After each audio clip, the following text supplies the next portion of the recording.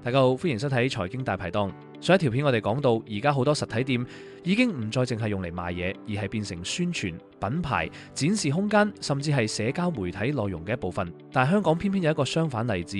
證明俾你睇，原來有啲鋪正正就係因為太適合賣嘢，所以先越做越大。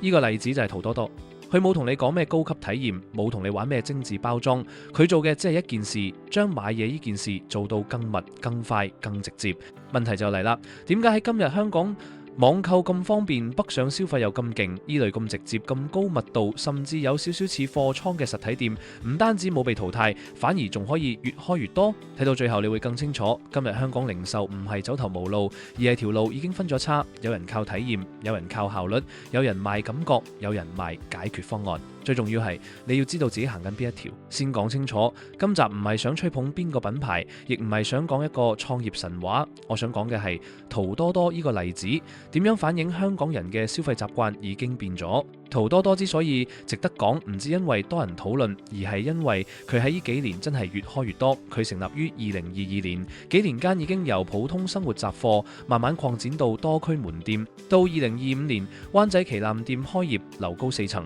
佔地約1.3萬平方尺，仲首次引入家私部。到2026年3月，佢再同丹尼藥房合作，喺大角咀推出新品牌 HotMart， 將藥房、保健品、母嬰用品、生活用品融入同一個場景。呢啲動作說明一件事，淘多多唔係守住一個細細嘅雜貨模式慢慢做，而係一路試，一邊廂開店，一邊廂加大店型，再一邊廂加闊產品線。即係話佢唔係純粹靠一時熱潮，而係真係食正咗某一種市場需要。咁問題就係，點解佢可以成功？我覺得第一個原因唔係單純因為價錢冇咁高，而係因為佢幫香港人慳咗一樣更重要嘅嘢——麻煩。你而家上網買嘢，當然可以有好多選擇，價錢亦可以好吸引。但網購有幾樣嘢，香港人其實一直都要忍受，要等貨，怕買錯，怕退貨麻煩。睇相同收到實物有時係兩回事。淘多多食正嘅就係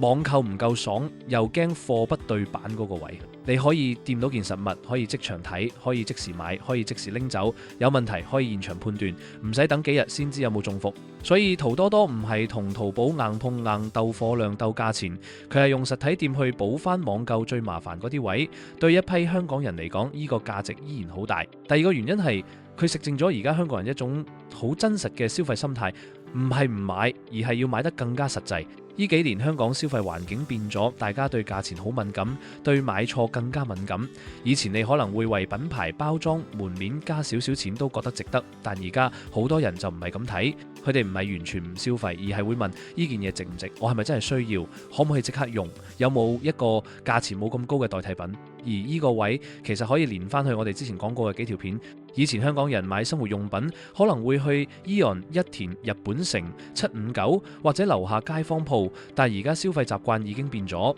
一部分人北上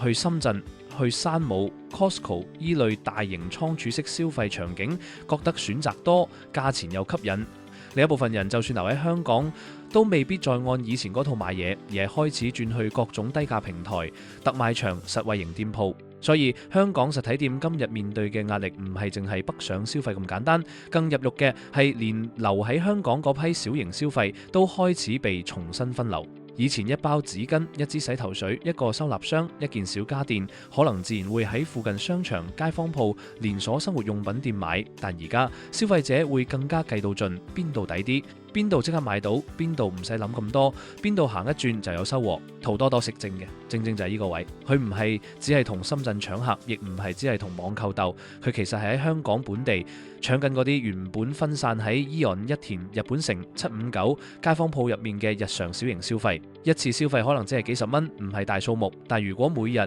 每星期、每個家庭都慢慢轉移呢啲細消費加埋，就會變成香港零售一個好現實嘅重新分配。呢個先係淘多多值得講嘅地方。佢唔係創造咗一種全新消費，佢係將本來散落喺唔同地方嘅生活小額消費重新集中翻去一種更直接、更實惠、更少麻煩嘅場景入面。第三個原因就係淘多多將店面空間用到好盡。上一條片講嘅展示型鋪頭通常講留白、陳列、體驗、動線。你行入去，成件事要舒服，要品牌化，要俾你哋影相放上網。但淘多多呢類鋪頭係另一種邏輯，貨要夠密，選擇要夠多，視覺要夠滿，你一望就要覺得呢度好多嘢可以睇，好多嘢可以掃，好多嘢可能啱用。呢種感覺其實唔係缺點，反而係賣點，因為對某類消費者嚟講，佢哋要嘅唔係空間感，而係收穫感。你入到去，如果見到貨架好滿，品類好闊，價錢牌又夠直接，你會有一種感覺，今日嚟到應該唔會白行。呢種鋪做緊嘅唔係美學，而係效率；唔係品牌故事，而係即場成交；唔係慢慢欣賞，而係一路行一路諗，呢件有冇用，嗰件抵唔抵，屋企係咪差唔多要買。所以一邊廂有店鋪賣感覺，另一邊廂有店鋪賣效率，兩邊都可以成立。關鍵係你要做到夠徹底。更加值得留意嘅係，淘多多唔係停留喺普通雜貨特賣場，佢其實一路試緊點樣將自己變成一個更高頻、更加貼近民生生活嘅購物場景，由生活雜貨、家品、小家電，再慢慢伸延去家私。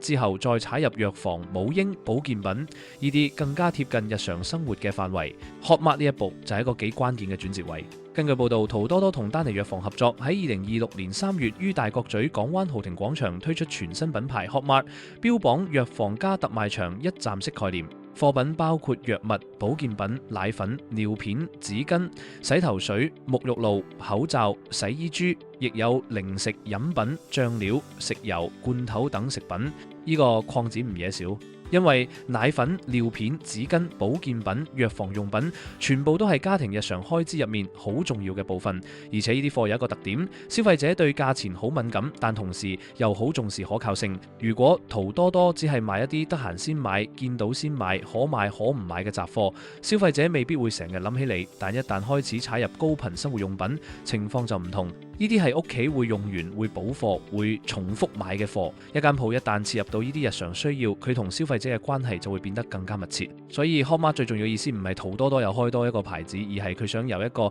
你得閒先去行下嘅地方，慢慢變成你生活入面。當你要補貨、要買日用品、要買家庭用品時，會諗起嘅其中一個選擇。換句話講，淘多多想將實惠、直接、方便呢套玩法推到更加剛需、更加高頻嘅香港人買嘢習慣入面。另一個有意思嘅位係，淘多多其實唔係完全反網購。因為而家消費者根本唔會只用一個渠道買嘢，今日你可以去實體鋪，聽日你可以網上落單，今日你想即刻拎就去門市，聽日你唔想出街就睇網店。淘多多喺2025年6月亦有報道提到會推出網店，網店商品售價與門市相同，顧客買滿200蚊可以免運費送貨。呢個位其實幾有意思。因為佢唔係講實體店一定要打贏網店，而係講緊消費者想點買就盡量配合佢哋。真正關鍵唔係線上定線下，而係邊個方便、邊個抵、邊個最少麻煩。如果消費者想即刻要你有門市，如果消費者想送上門，你有網店；如果消費者想睇實物，你有貨架；如果消費者想慳時間，